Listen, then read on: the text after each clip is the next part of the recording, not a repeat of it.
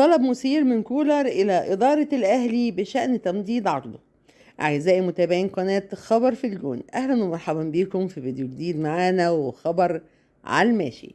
بس يا ريت لو انت أول مرة تشوف القناة تشترك بالقناة وتفعل زر الجرس علشان يوصلك منك كل جديد، وكمان دعما منك للقناة. طلب مثير جدا من كولر لإدارة نادي الأهلي بشأن تمديد عقده. يرغب مسؤولو النادي الأهلي برئاسة محمود الخطيب في تمديد عقد السويسري مارسيل كولر مدرب الفريق الذي ينتهي بنهاية الموسم المقبل بعدما حقق كل البطولات الممكنة خلال الموسم المنقضي. وبحسب ما نشره الإعلامي أحمد شوبير، فإن النادي الأهلي عرض على مارسيل كولر تمديد عقده، لكن المدرب السويسري لم يقبل ولم يرفض، بل طلب مهلة من أجل التفكير حول الأمر.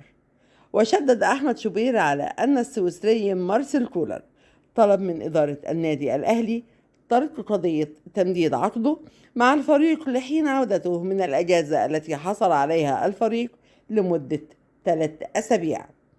وأنهى أحمد شوبير حديثه بأن إدارة نادي الأهلي تريد تمديد عقد مارسيل كولر لمدة موسمين كاملين، ولكن المدرب طلب الانتظار لحين عودته من الإجازة للحديث عن الموضوع أكثر، موضحا أن إدارة الأحمر تشعر بموافقة مبدئية من قبل السويسري الداهية مارسيل كولر.